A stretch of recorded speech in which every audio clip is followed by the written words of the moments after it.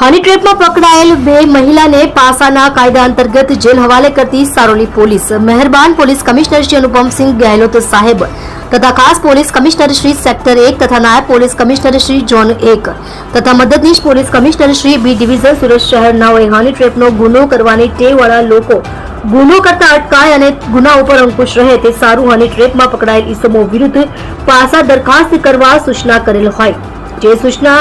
અને માર્ગદર્શનના આધારે police inspector Shri એસ.આર. Vekariya તથા સર્વેલન્સ સ્ટાફના પોલીસ સબ ઇન્સ્પેક્ટર એચ.એલ. દેસાઈ તથા હેડ કોન્સ્ટેબલ ભાવેશભાઈ વાઘજીભાઈ તથા પોલીસ કોન્સ્ટેબલ પરેશભાઈ નાથાભાઈ નાઓને આવા ઈસમો વિરુદ્ધ પાસા દરખાસ્ત તૈયારી કરી મહેરબાન પોલીસ કમિશનર સાહેબ શ્રી સુરત શહેરનાઓ તરફ મોકલી આપવા સૂચના આપતા દરખાસ્ત તૈયાર કરી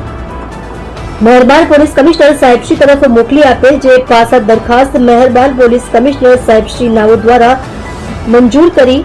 પાસા હુકમ કરતા હની ટ્રેપમાં પકડાયેલ મહિલાઓ દક્ષાબેન સ્વર્ગસ્થ ભરતભાઈ આકોલિયા દિવ્યાબેન વિઠ્ઠલભાઈ કરવૈયાની પાસા હુકમની બજવણી કરી અલગ અલગ જેલ ખાતે મોકલી આપી પ્રશંસનીય કામગીરી કરેલ છે.